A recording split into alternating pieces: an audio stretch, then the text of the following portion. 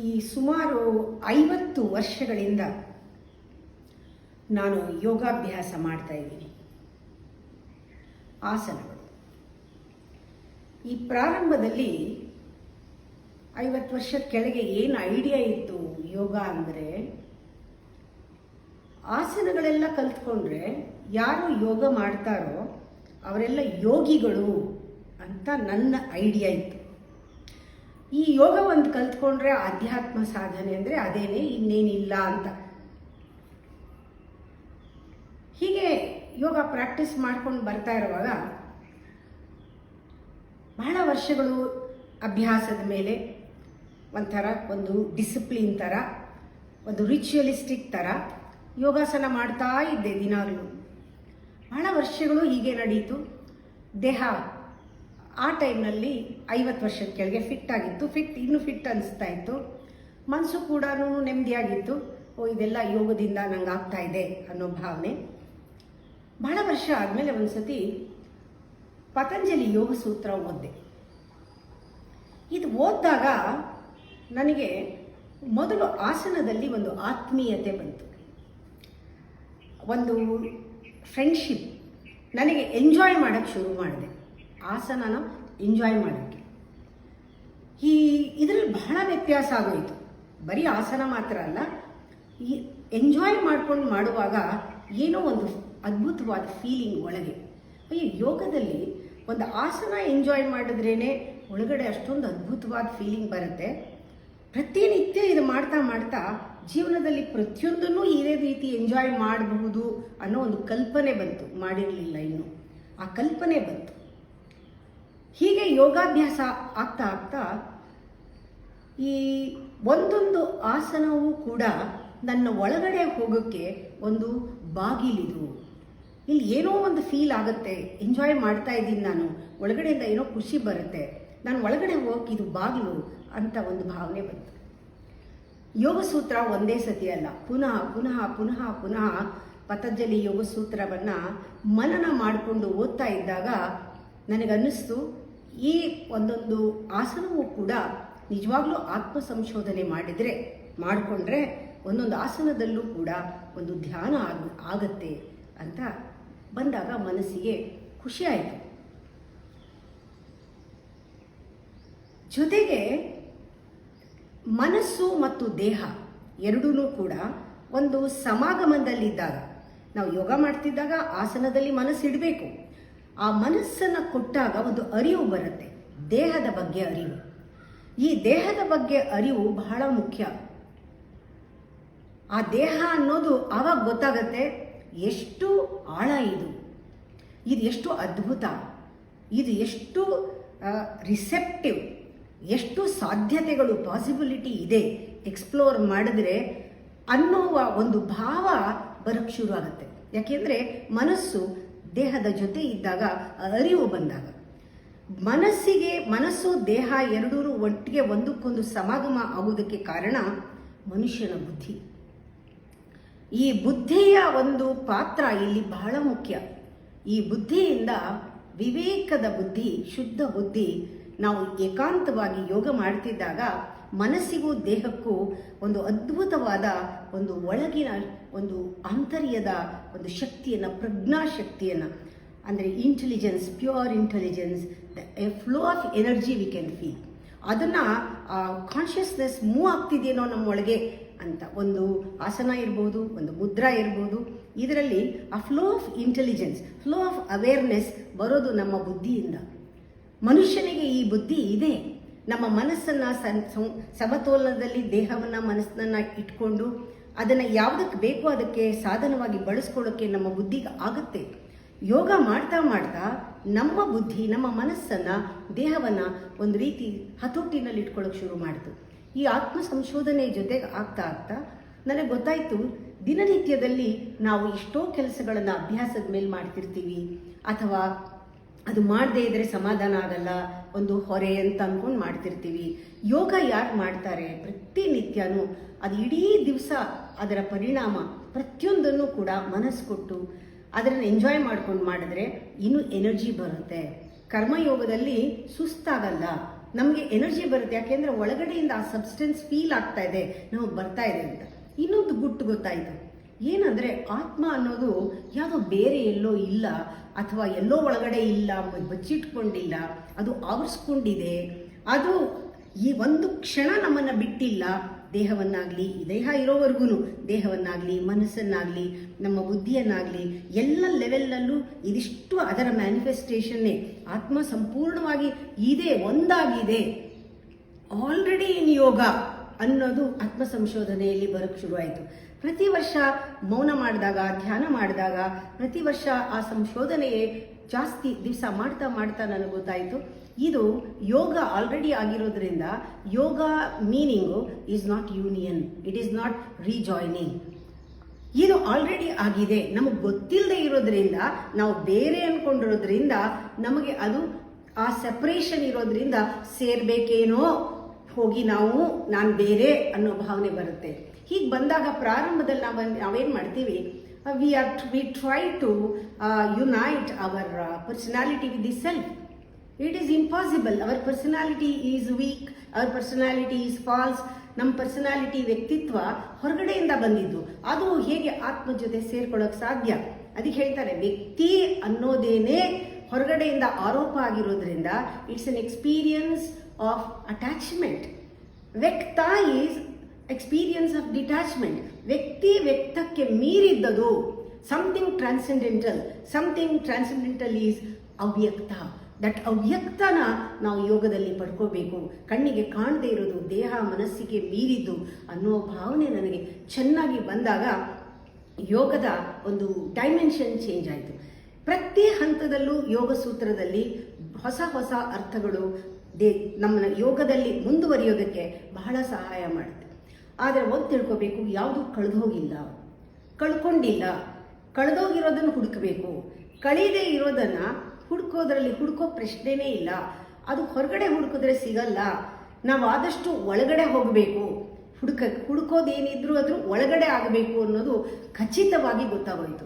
ಆವಾಗ ಅನ್ನಿಸ್ತು, ಪುಸ್ತಕಗಳು ಏನೇ ಇದ್ರೂ ಕೂಡ ಅದು ಒಂದು ಲೆವೆಲ್ವರೆಗೂ ನಮಗೆ ಸಹಾಯ ಮಾಡುತ್ತೆ, ಗೈಡ್ ಮಾಡುತ್ತೆ. ಆ ಪುಸ್ತಕ ನಮಗೆ ಎಕ್ಸ್ಪೀರಿಯನ್ಸ್ ಕೊಡಲ್ಲ. ಅದರಲ್ಲೂ ಪುಸ್ತಕದಲ್ಲಿರೋ ಎಕ್ಸ್ಪೀರಿಯನ್ಸು ಕೆಲವು ಅವ್ರಿಗಾಗಿದ್ದನ್ನು ಬರೆಯೋಕ್ಕೆ ಸಾಧ್ಯನೇ ಇಲ್ಲ. ಪದಗಳಲ್ಲಿ ಬರೆಯೋಕ್ಕೆ, ವಿವರಣೆ ಮಾಡೋಕ್ಕೆ ಸಾಧ್ಯ ಇಲ್ಲದೆ ಇರೋದ್ರಿಂದ ಕೇವಲ ಅದು ಗೈಡ್ ಆಗ್ಬೋದು, ಎಂಥ ಪುಸ್ತಕನೇ ಆಗಿರಬಹುದು, ಅದು ನಮ್ಮ ಒಳಗಡೆ ಕರ್ಕೊಂಡು ಹೋಗಲ್ಲ. ಅದು ಒಂದು ಲೆವೆಲ್ ಆದಮೇಲೆ ನಾವೇ ಒಳಗಡೆ ಹೋಗಬೇಕು. ಅದು ನನಗೆ ಚೆನ್ನಾಗಿ ಪರಿಚಯ ಆಯಿತು. ನೇರ ಜ್ಞಾನ, ಡೈರೆಕ್ಟ್ ನಾಲೆಡ್ಜ್, ಪರ್ಸನಲ್ ನಾಲೆಡ್ಜ್, ಅದು ನಾವೇ ಟೈಮ್ ಕೊಟ್ಟು ನಮ್ಮ ಜನ್ಮದಲ್ಲಿ ನಮ್ಗೆ ಇಷ್ಟಪಟ್ಟು ನಾವು ಮಾಡಬೇಕಾದದ್ದು.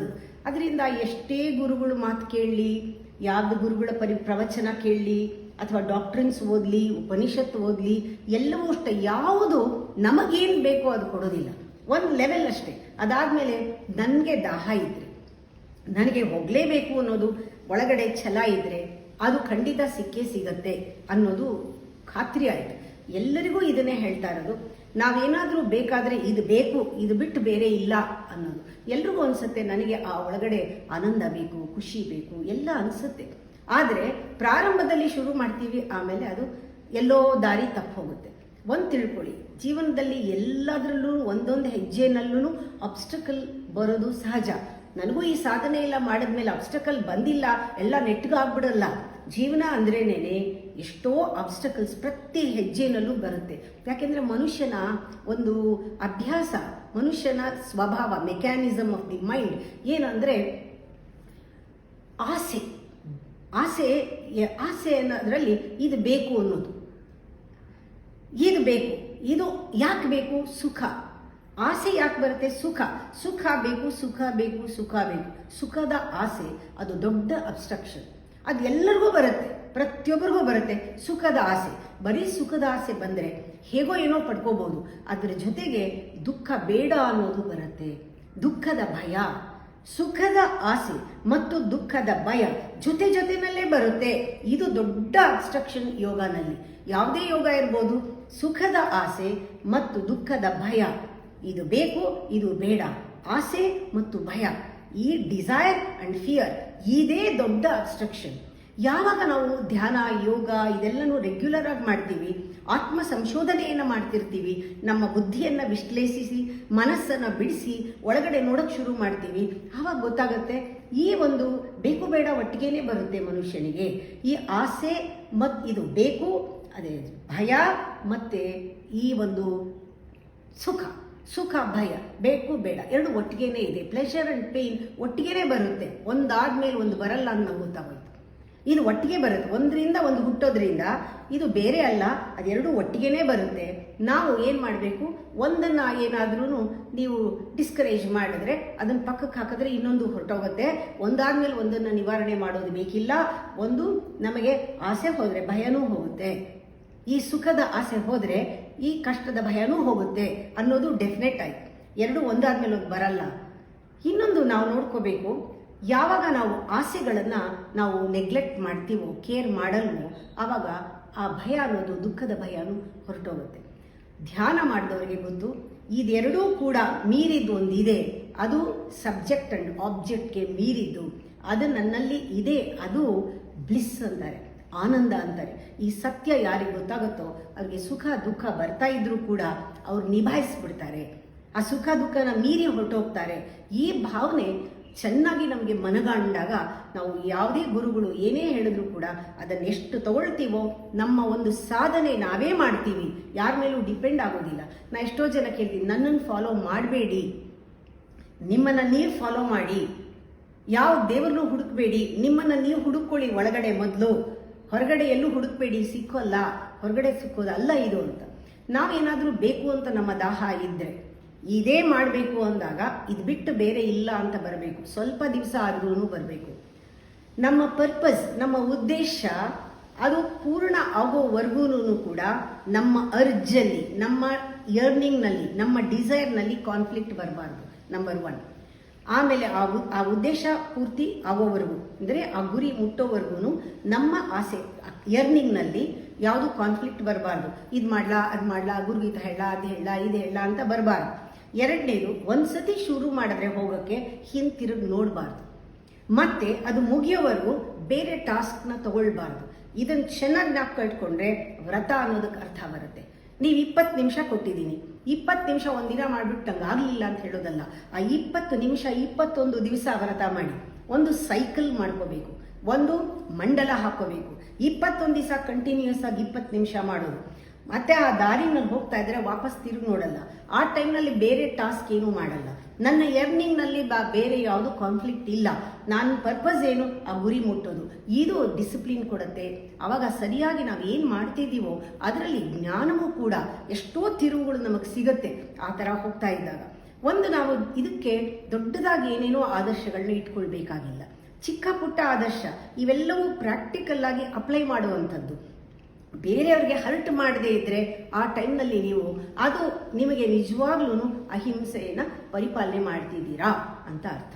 ಒಂದು ಲಾಭ ನಷ್ಟದ ಕಡೆಗೆ ಯೋಚನೆ ಮಾಡದೇ ಇದ್ರೆ ಯು ಆರ್ ನಾನ್ ವೈಲೆಂಟ್ ಅಂತ ಅರ್ಥ. ಬೇರೆಯವ್ರಿಗೆ ಯಾರಿಗೂ ನೀವು ಕಷ್ಟ ಕೊಡದೇ ಇದ್ರೆ ನಿಮ್ಮನ್ನು ನೀವು ನೋಡಿಕೊಂಡ್ರೆ, ನಿಮ್ಮ ಆರೋಗ್ಯನ ನೀವು ಚೆನ್ನಾಗಿ ನೋಡಿಕೊಂಡ್ರೆ ಅದು ಒಂದು ಸಹಾಯ ಎಲ್ಲರಿಗೂ. ನೀವು ಆರೋಗ್ಯವಾಗಿದ್ದರೆ ಅದು ಸಹಾಯ. ಎರಡನೇದು, ಚಾಡಿ ಹೇಳೋದು, ಕಂಪ್ಲೇಂಟ್ ಮಾಡೋದು, ಒಬ್ಬರ ಮೇಲೊಬ್ಬರು ಮಾತಾಡೋದು, ಇದೆಲ್ಲ ಸ್ಟಾಪ್ ಮಾಡಿದ್ರೆ ಎಷ್ಟೋ ನಮ್ಮ ದುರ್ಗುಣಗಳನ್ನು ನಾವು ಹೊರಗೆ ಹಾಕ್ದಂಗೆ ಆಗುತ್ತೆ. ಇವೆಲ್ಲವೇ ನಾವು ಫಾಲೋ ಮಾಡಬೇಕಾಗಿರೋದು. ಇನ್ನೇನು ದೊಡ್ಡದಾಗಿ ಮಾಡೋ ಸಾಧನೆ ಇಲ್ಲ. ಸಹಾಯ ಮಾಡೋದು ಅಷ್ಟೇ. ಒಬ್ಬರಿಗೆ ಸಹಾಯ ಮಾಡಬೇಕಾದ್ರೂ ಸಹಾಯ ಕೇಳದೆ ಇರೋ ಹಾಗೆ ನಾವೇನಾದರೂ ಮಾಡಬೇಕು. ಮತ್ತೆ ಮತ್ತೆ ಅವ್ರ ಸಹಾಯ ಕೇಳದೆ ಇರೋವಂಥ ಸಹಾಯ ಮಾಡಬೇಕು. ಇದು ತುಂಬ ಮುಖ್ಯ ನೋಡಿ. ಸಂತೋಷವಾಗಿರೋರಿಗೆ, ತುಂಬ ಸಂತೋಷವಾಗಿರೋರಿಗೆ ಸಂತೋಷ ಬೇಕಿಲ್ಲ, ಅವ್ರು ಹುಡ್ಕೊಂಡು ಹೋಗಲ್ಲ. ಸಂತೋಷವಾಗಿರೋರು ಸಂತೋಷ ಹುಡ್ಕೊಂಡು ಹೋಗಲ್ಲ. ಯಾರು ತರಾತುರಿ, ಯಾರಿಗೆ ತಕಪಿಕ, ಯಾರಿಗೆ ಏನು ಯಾವಾಗ ನೋಡಿದ್ರೂ ಟೆನ್ಷನ್ನು, ಆಂಗ್ಸೈಟಿ ಇದ್ರೆ ಪಾಪ ಅವರಲ್ಲಿ ನೋವಿರುತ್ತೆ. ಆ ನೋವನ್ನು ರಿಲೀಫ್ಗೆ, ಆ ನೋವನ್ನು ಹೋಗ್ಸೋಕ್ಕೆ, ಆ ರಿಲೀಸ್ ಮಾಡ್ಕೊಳ್ಳೋಕ್ಕೆ, ರಿಲೀಫ್ಗೋಸ್ಕರ ಪ್ಲೆಷರ್ ಹುಡುಕ್ತಾ ಇರ್ತಾರೆ. ನೋವು ಇರೋರೇನೆ ಪ್ಲೆಷರ್ನ ಹುಡುಕ್ತಾ ಇರ್ತಾರೆ. ಅವ್ರು ಅಂದ್ಕೊಳ್ತಾರೆ ಈಗ ನೋವಿದೆ, ದುಃಖ ಇದೆ, ನನಗೆ ಸಂತೋಷ ಸಿಕ್ಕಿದ ಮೇಲೆ ಇನ್ನೇನು ನಾಳೆ ಬರ್ಬೋದು ಕಾಯ್ತಾ ಇರ್ತಾರೆ. ಇಂಥವರೇ ಜಾತಕ ಹಿಡ್ಕೊಂಡು ಎಲ್ಲ ಕಡೆ ಓಡಾಡೋದು. ನಂಗೆ ಕಷ್ಟ ಬಂದಿದೆ, ಸುಖ ಯಾವಾಗ ಬರುತ್ತೆ, ಯಾವ ಡೇಟಲ್ಲಿ ಬರುತ್ತೆ ಅಂತ. ಯಾಕೆಂದರೆ ಅವರಲ್ಲಿ ನೋವಿದೆ, ಅವರು ಪ್ಲೆಷರ್ನ ಹುಡುಕ್ತಾ ಇದ್ದಾರೆ. ಆ ಪ್ಲೆಷರ್ ಸಿಕ್ಕ ಮೇಲೆ ನನಗೆ ಈ ದುಃಖ ಹೋಗುತ್ತೆ ಅಂತ. ಆದರೆ ಇದು ಭ್ರಮೆ. ಅವ್ರಿಗೆ ನನ್ನ ಒಂದು ಇದು ಹೇಳೋದೇನೆಂದರೆ, ಪ್ಲೆಷರ್ ಮುಗಿದಾಗ, ಅಂದರೆ ದುಃಖ ಮುಗಿದಾಗ ಪ್ಲೆಷರ್ ಬಂದರೆ ಆ ಪ್ಲೆಷರ್ ಇನ್ನೂ ದುಃಖವನ್ನು ಕೊಡುತ್ತೆ. ಹೀಗೆ ಅದು ಸೈಕಲ್, ಅದು ವಿಷಯಸ್ ಸೈಕಲ್. ಆದರೆ ನೀವು ಒಳಗೆ ಹೋಗಿ ಯಾವ ದೇವ್ರನ್ನೂ ಯಾವ ಜಾತಕ ತಗೊಂಡು ಯಾವ ಗುರುಗಳ ಹತ್ರನೂ ಹೋಗ್ಬೇಕಾಗಿಲ್ಲ. ನೀವು ಒಳಗೆ ಹೋದರೆ ನಿಮ್ಗೆ ಉತ್ತರ ಇದೆ. ನಿಮ್ಮನ್ನು ನೀವು ಹುಡುಕೊಳ್ಳಿ. ಯಾವ ದೇವ್ರನ್ನೂ ಹುಡುಕ್ಬೇಕಾಗಿಲ್ಲ ಅಂತ ಹೇಳ್ಬಿಟ್ಟಿದ್ದೀನಿ. ಯಾವುದು ಜಾತಕ ಹೊರಗಡೆಯಿಂದ ಅಲ್ಲ, ನೀವು ಒಳಗಡೆ ಹೋದರೆ ನಿಮಗೆ ತಾನೇ ಸಿಗುತ್ತೆ, ಗೊತ್ತಾಗತ್ತೆ ಈ ದೇಹ ನಾನಲ್ಲ ಅಂತ. ನೀವು ಒಳಗೆ ಹೋಗ್ತಾ ಹೋಗ್ತಾ ಬಾಡಿನ ಫೀಲ್ ಮಾಡಿದ್ರೆ ಇದು ನಾನಲ್ಲ ಅಂದಾಗ ಇದು ನಮ್ಮ ಕಂಟ್ರೋಲಿಗೆ ಬರುತ್ತೆ. ಇದು ಮನಸ್ಸು ಅನ್ನೋದು ನಾನಲ್ಲ, ಯಾವ್ಯಾವ ನಾನಲ್ಲ ಅಂತ ಗೊತ್ತಾಗ್ತಾ ಹೋಗುತ್ತೆ. ಆವಾಗ ನಾನು ಯಾರು ಅಂತಲೂ ಸ್ವಲ್ಪ ತಿಳಿತಾ ಬರುತ್ತೆ ಸೈಮಲ್ಟೇನಿಯಸ್ ಆಗಿ. ಮನಸ್ಸು ನಾನಲ್ಲ, ಇದು ನಾನಲ್ಲ ಅಂದಾಗ ದಿನನಿತ್ಯದಲ್ಲಿ ನಾವು ಮಾಡುವ ಪ್ರತಿಯೊಂದು ಕೆಲಸ, ಪ್ರತಿಯೊಂದು ಭಾವನೆ, ಪ್ರತಿಯೊಂದು ಯೋಚನೆ ನಮ್ಮ ಬಾಡಿಗೋಸ್ಕರ ಮಾಡಲ್ಲ. ಯಾಕೆಂದರೆ ಇದು ನಾನಲ್ಲ. ಯಾವುದು ನಾನು ಅದಕ್ಕೆ ತಲುಪತ್ತೆ, ಆ ಪರಮಾತ್ಮನಿಗೆ ತಲುಪತ್ತೆ. ಮಾಡಿದ್ದೆಲ್ಲವೂ ಕೂಡ ಆ ಪರಮಾತ್ಮನಿಗೆ ತಾನೇ ತಲುಪ್ತಾ ಹೋಗುತ್ತೆ ಮಾಡಿದಾಗ. ಒಂದು ತಿಳ್ಕೋಬೇಕು, ನಾವು ಯಾವಾಗ ಒಳಗಡೆ ಹೋಗ್ತಾ ಇರ್ತೀವಿ ಪ್ರತಿಯೊಂದು ಸಿಚುಯೇಷನ್ನೂ ಕೂಡ ನಾವು ಹಾರ್ಟ್ ಆಫ್ ದಿ ಸಿಚುಯೇಷನ್ ಇರ್ತೀವಿ. ನಮಗೆ ಸಮಸ್ಯೆಗೆ ಪ್ರಾಬ್ಲಮೇ ಇಲ್ಲ, ಸೊಲ್ಯೂಷನಲ್ಲಿ ಇರ್ತೀವಿ ಯಾವಾಗಲೂ. ನಿಮಗೆ ಗೊತ್ತಾಗಬೇಕು, ನೀವು ದೇಹಕ್ಕೆ ಸಿಕ್ಕಾಕೊಂಡಿದ್ರೆ, ದೇಹನ ಗುರುತಿಸ್ಕೊಂಡಿದ್ರೆ, ಮನಸ್ಸನ್ನು ಗುರುತಿಸ್ಕೊಂಡಿದ್ರೆ, ಇಂದ್ರಿಯಗಳಿಗೆ ಗುರುತಿಸ್ಕೊಂಡಿದ್ರೆ, ಪ್ರಪಂಚದ ವಸ್ತು ವಿಷಯಗಳಿಗೆ ಗುರುತಿಸ್ಕೊಂಡಿದ್ರೆ, ನೀವು ಸಿಚುಯೇಷನ್ನ ಪೆರಿಫೆರಿನಲ್ಲಿ ಇರ್ತೀರಾ. ಪ್ರಾಬ್ಲಮ್ ಯಾವಾಗಲೂ ಇರುತ್ತೆ ನಿಮಗೆ, ಅದಕ್ಕೆ ಸೊಲ್ಯೂಷನ್ ಇಲ್ಲ. ಯಾವಾಗ ನೀವು ಒಳಗೆ ಹೋಗೋಕೆ ಶುರು ಮಾಡ್ತೀಯಾ ಆಗ ನೀವು ಸಿಚುಯೇಷನ್ ಏನೇ ಬರ್ಬೋದು, ಸರ್ಕಮ್ಸ್ಟೆನ್ಸಸ್ಸು, ಅದರಲ್ಲಿ ಸೆಂಟ್ರ್ನಲ್ಲಿ ಇರ್ತೀರಾ, ಸೊಲ್ಯೂಷನ್ ಸೈಡ್ ಇರ್ತೀರಾ. ಹಾಗೆ ಜೀವನನೂ ಕೂಡ ಯೋಗದಿಂದ ನಿಭಾಯಿಸ್ಬೋದು. ನಿಮಗೆ ಗೊತ್ತಾಗಬೇಕು, ಮನಸ್ಸು ಮತ್ತು ನಿಮ್ಮ ದೇಹ ಇದರ ಸಮಾಗಮಕ್ಕೆ ಬುದ್ಧಿನೇ ನಿಜವಾಗ್ಲೂ ಇನ್ಸ್ಟ್ರೂಮೆಂಟ್. ಆ ಬುದ್ಧಿನೇ ನಮ್ಮ ಒಳಗಡೆ ಇರೋ ಆತ್ಮವನ್ನು ನಮಗೆ ಪರಿಚಯ ಮಾಡಿಕೊಡುತ್ತೆ. ಆ ಬುದ್ಧಿಯನ್ನು ಶುದ್ಧವಾಗಿಟ್ಕೋಬೇಕು. ಅಹಂಕಾರದಿಂದ ಅದನ್ನು ಆವಾಗ ಡೆಲಿಬರೇಟ್ ಆಗಿ ಬಿಡುಗಡೆ ಮಾಡ್ತಾ ಇದ್ರೆ ಆ ಜ್ಞಾನ ಬರುತ್ತೆ. ಆ ನಿಜವಾದ ಜ್ಞಾನ ಬಂದಾಗ ಅಹಂಕಾರ ತಾನೇ ಕರಗೋಗುತ್ತೆ. ಅದಕ್ಕೆ ಯಾರಿಗೆ ತುಂಬ ನಿಜವಾಗ್ಲೂ ಜ್ಞಾನ ಇದೆ ಅವ್ರಿಗೆ ಜ್ಞಾನದ ಬಗ್ಗೆ ನಂಗೆ ಗೊತ್ತಿದೆ ಅನ್ನೋದ್ರ ಬಗ್ಗೆ ಅಹಂಕಾರನೇ ಇಲ್ಲ. ನೆನ್ನೆ ಹೇಳಿದೆ, ಅಹಂಕಾರ ನಮಗೆ ತಿಳಿಯೋಕ್ಕೆ ಬಿಡಲ್ಲ, ಯಾಕೆಂದರೆ ಅದು ಸತ್ತೋಗುತ್ತೆ ಅಂತ ಭಯ ಅದಕ್ಕೆ ಅಂತ. ನಮ್ಗೆ ತಿಳ್ಕೊಳ್ಳೋಕ್ಕೆ ಬಿಡಲ್ಲ, ಒಂದು ಭ್ರಮೆ ಬಂದ್ಬಿಡುತ್ತೆ, ನಂಗೆ ಗೊತ್ತು ಅಂತ. ಇದು ನಮಗೆ ನಿಜವಾಗ್ಲೂ ಒಳಗಡೆಯಿಂದ ಗೊತ್ತಾದರೆ ಅಹಂಕಾರ ತಾನೇ ಕಮ್ಮಿ ಆಗುತ್ತೆ. ನಾವು ನಮ್ಮ ಬುದ್ಧಿಯನ್ನು ಸರಿಯಾಗಿ ಹತೋಟಿನಲ್ಲಿ ಇಟ್ಕೊಂಡು ಉಪಯೋಗಿಸ್ಬೋದು. ಈ ಇಂಟಿಗ್ರೇಷನ್ ಇದೆಯಲ್ಲ, ಮನೋಬುದ್ಧಿ ಮತ್ತು ನಮ್ಮ ಒಳಗಿನ ಆತ್ಮದ ಇಂಟಿಗ್ರೇಷನ್, ಅದು ಆಟೋಮ್ಯಾಟಿಕ್ ಆಗುತ್ತೆ ಯೋಗ. ಆ ಯೋಗ ಆಲ್ರೆಡಿ ಆಗಿದೆ, ಅದರ ಅನುಭವ ನಮಗಾಗುತ್ತೆ. ಹೊರಗಡೆಯಿಂದ ನಾವು ಏನೂ ಯುನೈಟ್ ಮಾಡಬೇಕಾಗಿಲ್ಲ. ನಮ್ಮ personality, the self is a wrong idea. ನಾಳೆ ಮುಂದುವರಿಸ್ತೀನಿ.